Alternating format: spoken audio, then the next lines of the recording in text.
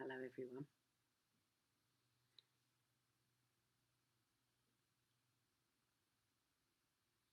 I've just been listening to the quiet here, and I was wondering about the quality of the quiet. It felt deeper than ordinary silence, ordinary quiet, and I realised that, of course, there's not only no traffic on the road, or very little, but there's also no traffic in the sky. And it sort of feels like nature is reclaiming the world without us interfering and kind of disturbing that peaceful atmosphere. It feels quite lovely to me. Anyway, that's by the by.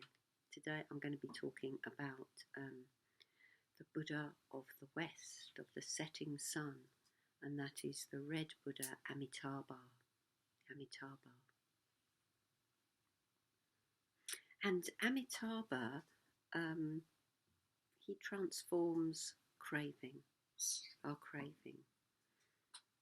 And he transforms it with his discriminating wisdom. So you might remember that yesterday I talked about Ratnasambhava and his wisdom of equality. So in some ways this almost seems to be the opposite.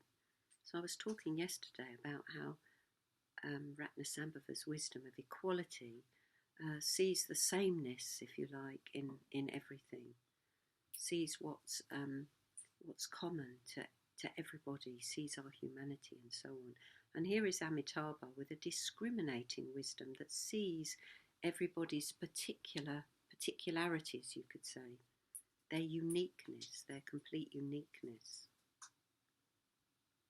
His symbol is the lotus, usually a deep red lotus. And you might remember that when the Buddha gained enlightenment, after the Buddha gained enlightenment, he, for a while, he just didn't feel like he could possibly share his experience. You know, how can I share this profound experience with anybody? They're just not going to understand it. It's beyond words, it's beyond concepts, it's beyond anything I can explain. But then he had this image of lotuses. And he saw all living beings as being like lotuses at different stages of their flowering, you could say. So some lotuses were deeply embedded in the mud and, hardly aware. That's, comparing the lotus to ourselves. So, yes, for some people, it's like they are so deeply embedded in the mud of samsara that they can't really look beyond that. Then there are some lotuses that are partly open, that are coming up, you could say, out of the water, and just starting to become more of the full lotus that they have the potential to be. And then other lotuses that are further open, maybe in full bloom, that have really seen reality for what it is, that have overcome all their negativities and so on. And ultimately, the fully opened lotus is the lotus of enlightenment, is enlightenment, us as enlightened beings, which the Buddha, of course, said we all could become. So yes, Amitabha's symbol, you could say, is this beautiful red lotus. And he represents passion, deep passion. So on the one hand, we have mundane craving, all those things that we are drawn to, all our habits of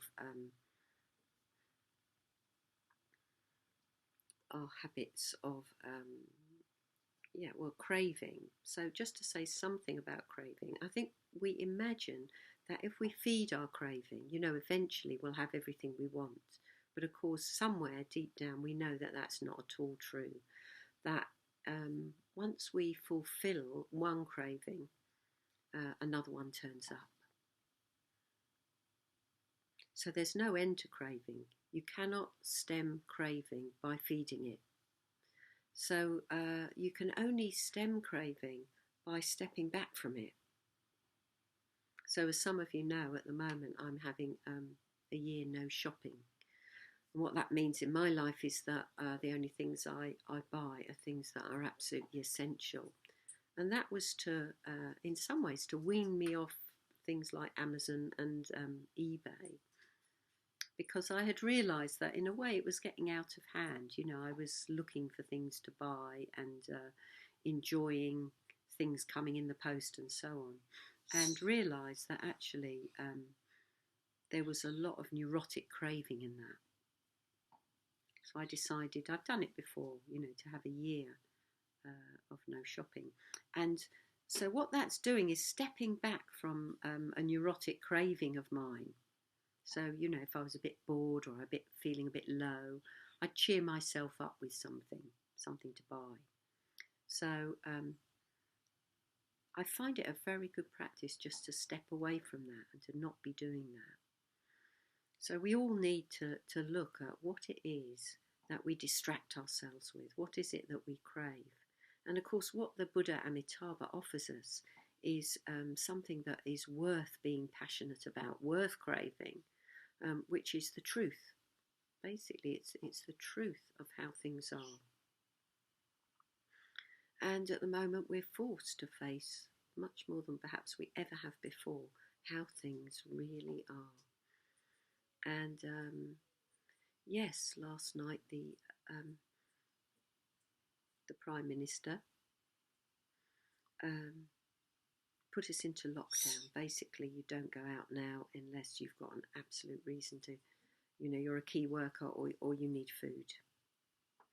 So it's another level of reality, isn't it? It's like we're thrown back, in a way, upon ourselves. And so we can't feed all those cravings that we want to feed. So what is worth craving? Well, I would say ultimately it's freedom from our negative states of mind. So we're going to notice those arising all the time, and we're going to have to face them. You know, face boredom, face wanting things to be other than they are.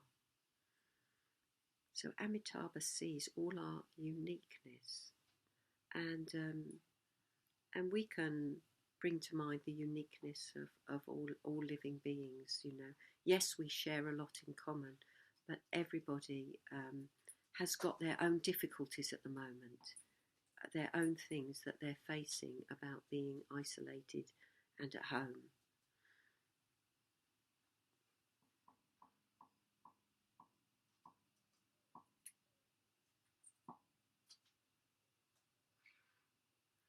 So yes, he sits in full meditation. Amitabha sits in full meditation, and that's a good reminder for us to use mindfulness, to use the metabhavana, the practice of loving kindness, to help us through this time, to dwell deeply within ourselves in how things are, and also to look at the positive experiences that we're having as well. You know, like the fact that there aren't aeroplanes around, there's not a lot of traffic around, that everything is much slower, life is slower, so let's enjoy that as well. So just to say, if you can hear squeaking in the background, it's my little parrot, and he's waiting to have some freedom and come out. So I'll leave it there for today, and I'll see you tomorrow.